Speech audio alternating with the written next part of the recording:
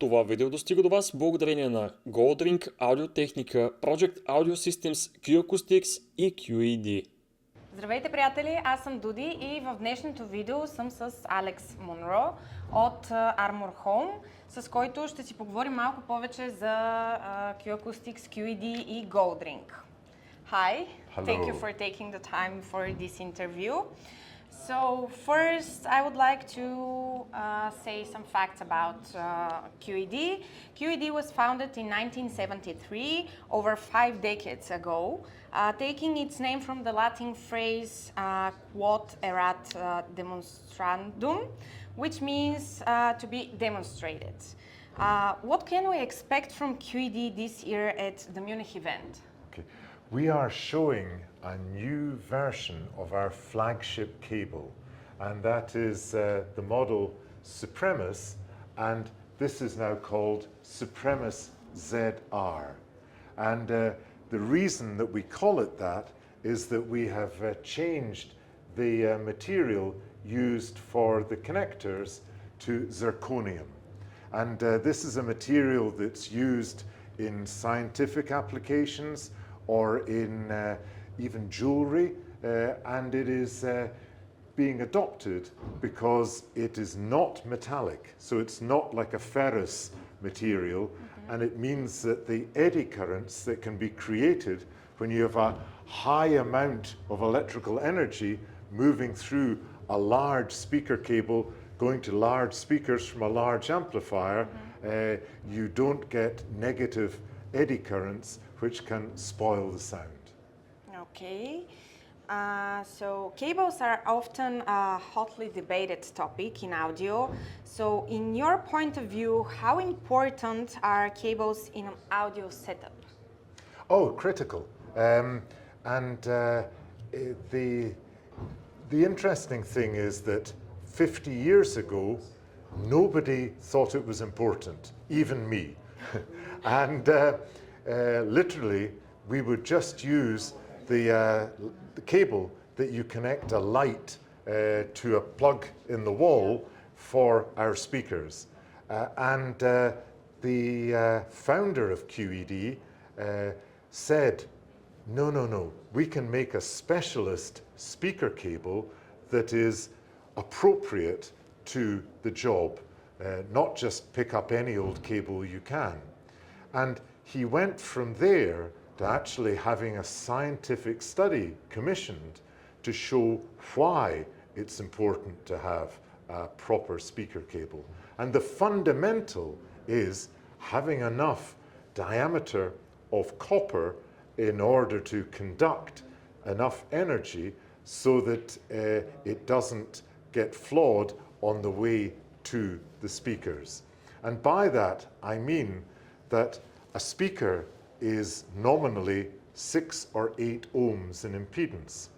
And if your cable is 1 or 2 ohms in impedance, it's going to have an impact on the sound you hear because it won't be a linear impedance, it'll be non-linear.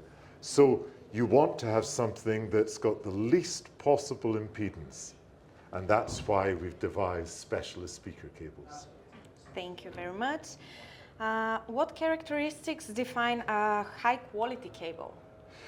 I think that you should look not just at the quantity of copper in the conductor, but the way it's formatted, and most importantly, the way it's connected to the connector that goes into the back of the amplifier or into the back of the speaker. Now, what a lot of people have been doing for years is pushing the cable in and tightening up a screw.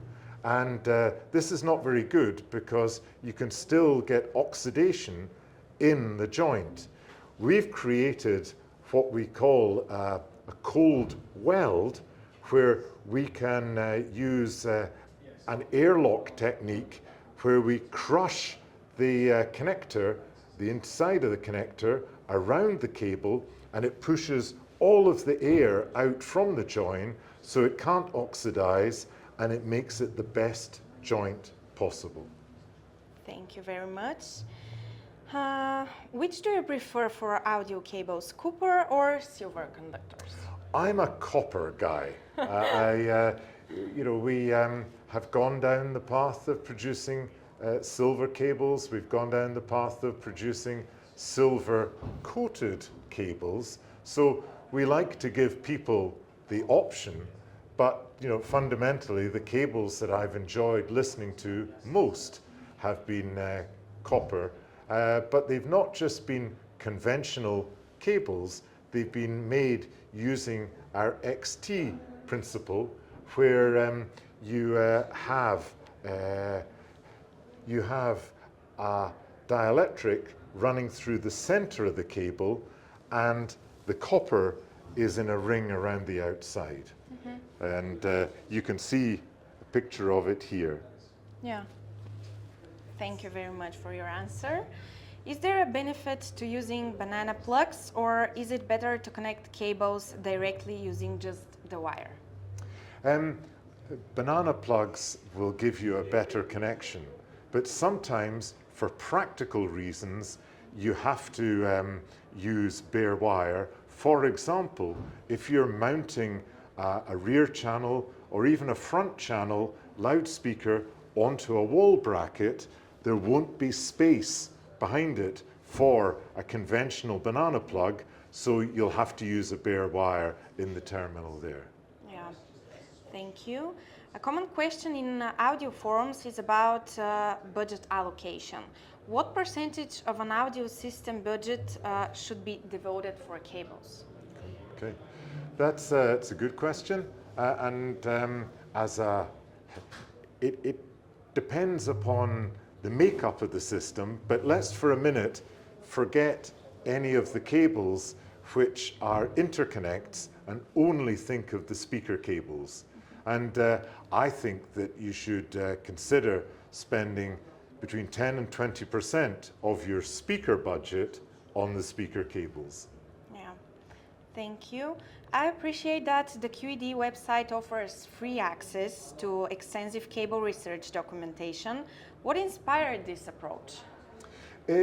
What inspired it was really just proving the doubters wrong. So when the first specialist speaker cables came along, there were many people who thought it was just a waste of time and nonsense. And so we employed some quite high-end academics who had no political reason for saying yes or no. Yeah. They just used the science to prove the application was appropriate. Thank you.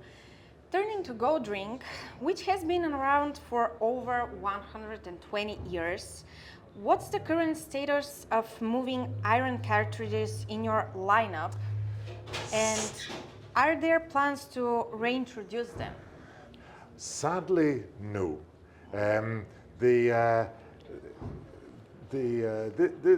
Our participation in moving iron was one of the many casualties of the COVID outbreak, and the factory that we were working with producing the moving iron cartridges decided not to carry on producing them for us.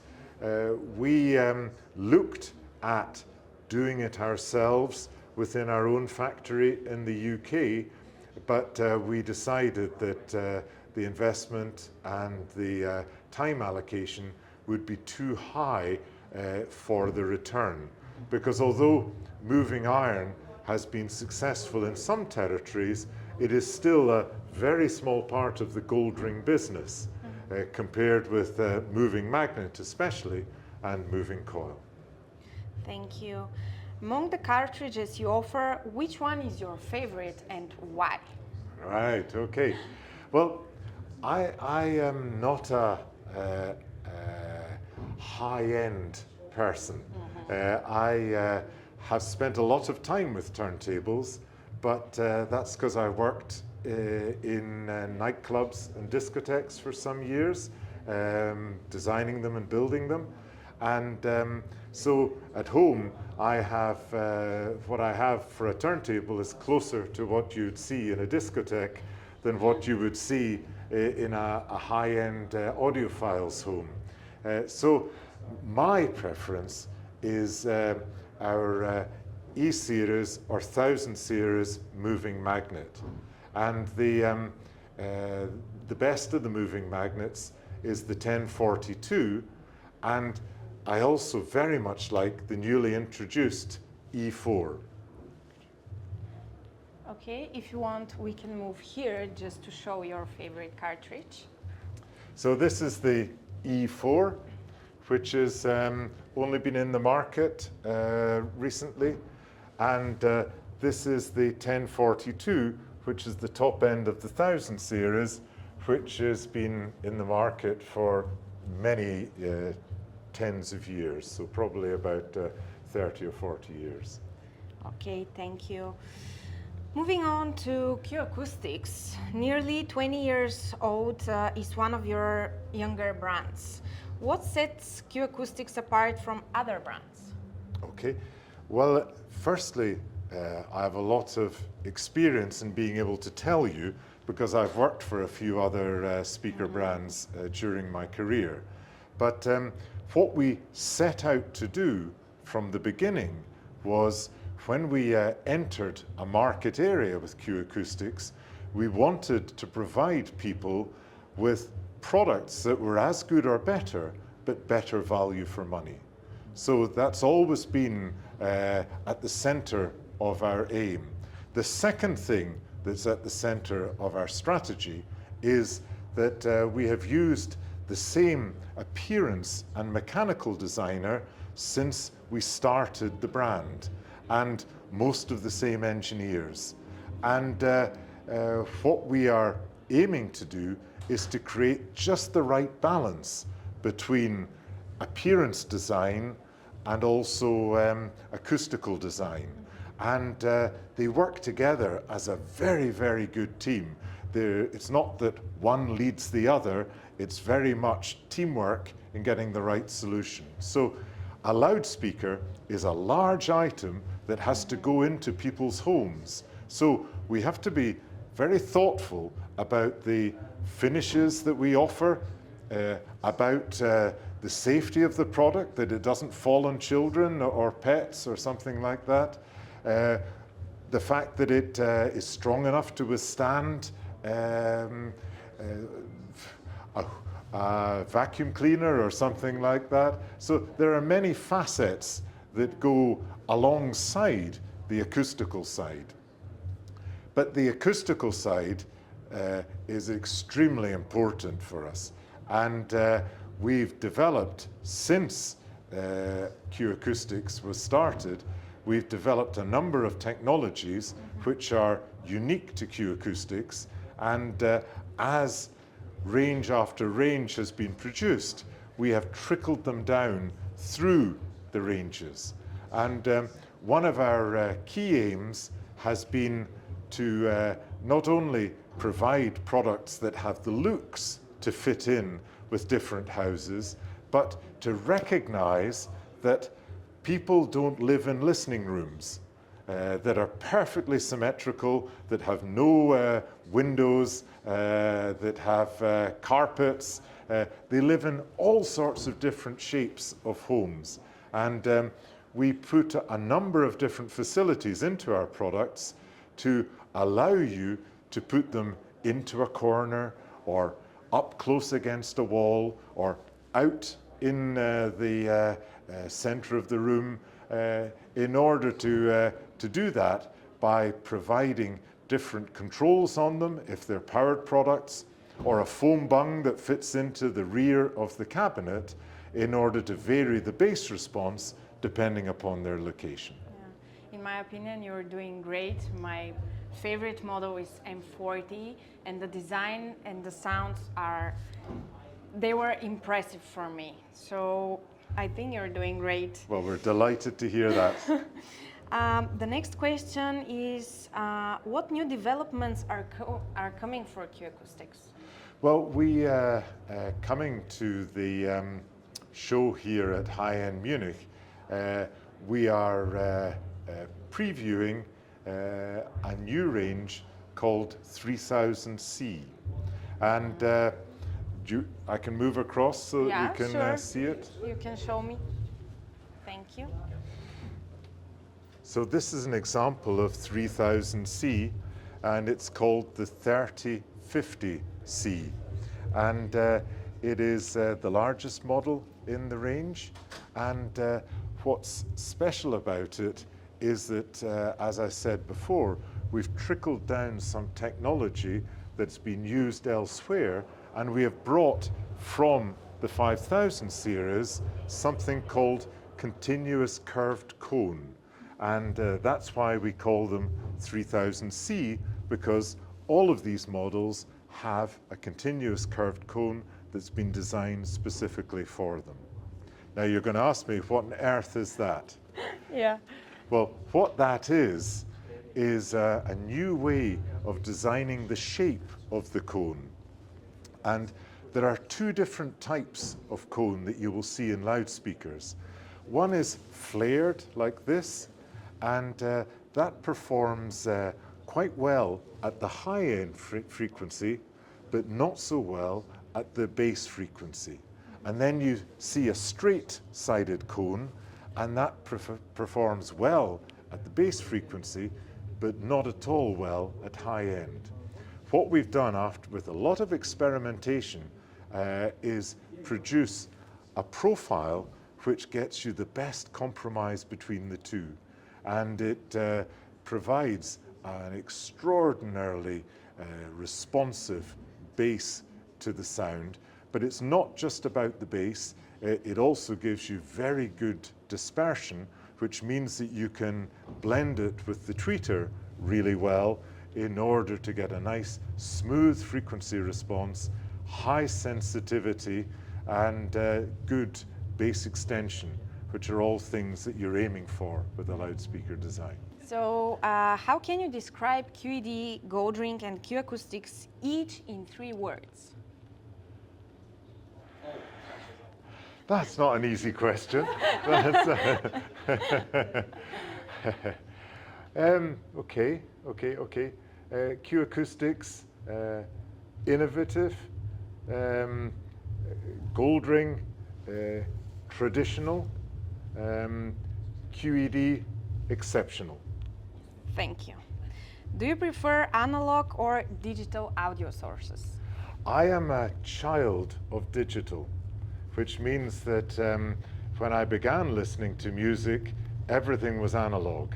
And I lived through the transition to digital sound, and right from listening to it at broadcast quality to listening to it in a compact disc years later. I think it's such an extraordinary achievement that I'm a digital fan. I enjoy listening to black discs, but it's a different experience. Yeah. Thank you. What song do you typically use to test an audio system? That's not gonna. You're not gonna get the answer you want. I don't like playing something you can dance to, because then I get distracted. No, if you're testing an audio system, you really need to listen to several different things, and particularly listen to a voice, a human voice, listen to a piano, and that could be anything. It could be jazz, it could be classical, it could be anything you like, but it's one of the most testing things to produce. And even though it's not sexy and exciting, listen to an orchestra, because I've spent a lot of time listening to live orchestra, and I know what an orchestra should sound like. And if we can reproduce that through a pair of loudspeakers, we've done really well. Thank you. And the last question is, what are the future plans for QED, Goldring, and Q-Acoustics? I can't tell you that.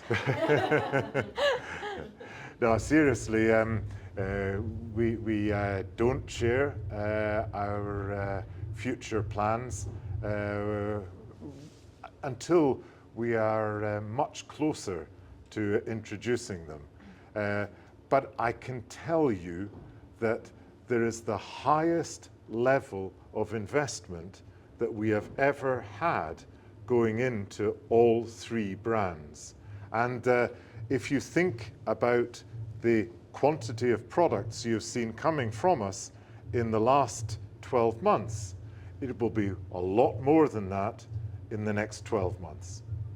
Thank you very much. It was a pleasure for me to have this interview with you. And thank you, you agreed it for it. Okay.